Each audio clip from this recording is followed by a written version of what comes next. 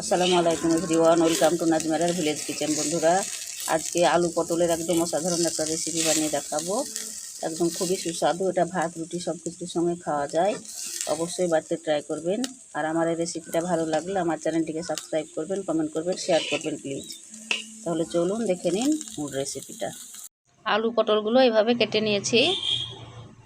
এগুলোকে লবণ আর হলুদ দিয়ে একটু ভাপ দিয়ে সিদ্ধ করে নিব। আলু পটলগুলো কড়াইয়ে দিয়ে দিয়েছি। এর মধ্যে দিয়ে দেবো হলুদ গুঁড়ো,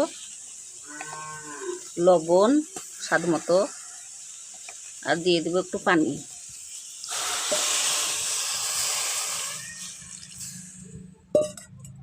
এটা কড়াই দিয়ে ঢেকে দিব, কড়াইটা ঢাকনা দিয়ে ঢেকে দিব, দিয়ে 3 থেকে 4 মিনিট জাল করে এটা একটু সিদ্ধ করে নিব। 4-5 মিনিট জাল করার পরে দেখুন পানিগুলো সব মরে গিয়েছে, এগুলো সিদ্ধ হয়ে গিয়েছে। দেখুন দেখুন এটা এবার নামিয়ে নিব। কড়াইটা নামিয়ে নিয়েছি, আর একটা লোহার কড়াই বসিয়ে দিয়েছি। লোহার কড়াইয়ে আলু পটলটা ভেজে নিব।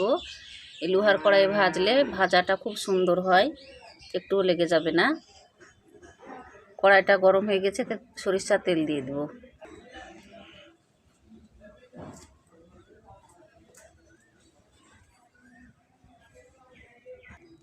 পেঁয়াজ কুচি দিয়ে দেব।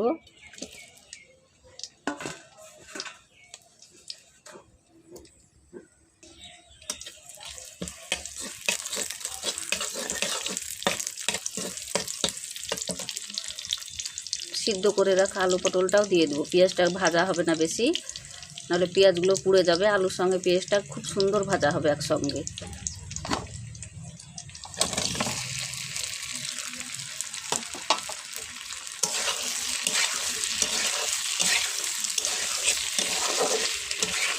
এভাবে নেড়ে চেড়ে একদম সুন্দর লাল লাল করে ভেজে নেব।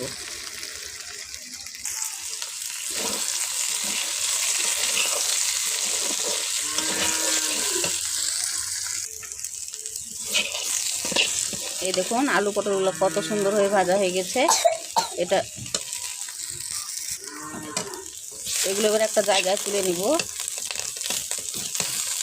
অবশ্যই এভাবে আলু পটলের তরকারিটা ভেজে দেখবেন, বাড়িতে ট্রাই করবেন।